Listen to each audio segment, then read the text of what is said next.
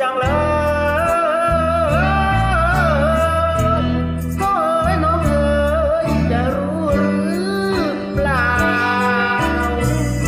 ตั้งแต่วันนั้นจนถึงบัดนี้หัวใจของพี่เรียกหาเจ้าทั้งเย็นและเช้าค่อนคืนหยิบรูปที่เธอให้ไว้มาดูที่ไรหัวใจสะอื้น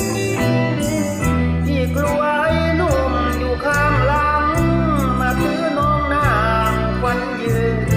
ที่จนต้องฝืนยืนร้องไห้โทรมากรุงเทพเที่ยวหางานทำตาแดดหน้าดำที่ทนทำไป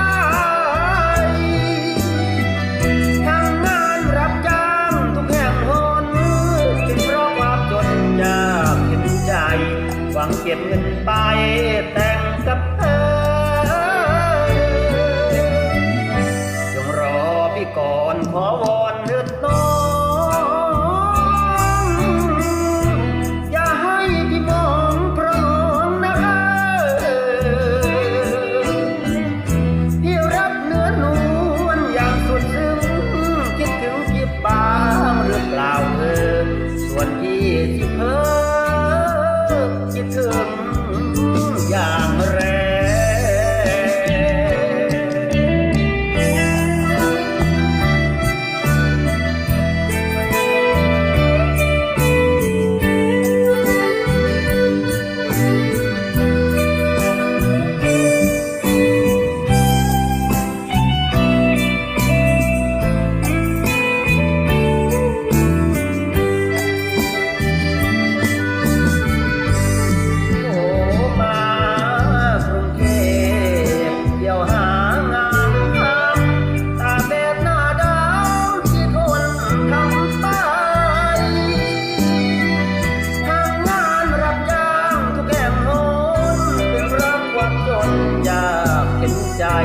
หวังเก็บเงินไป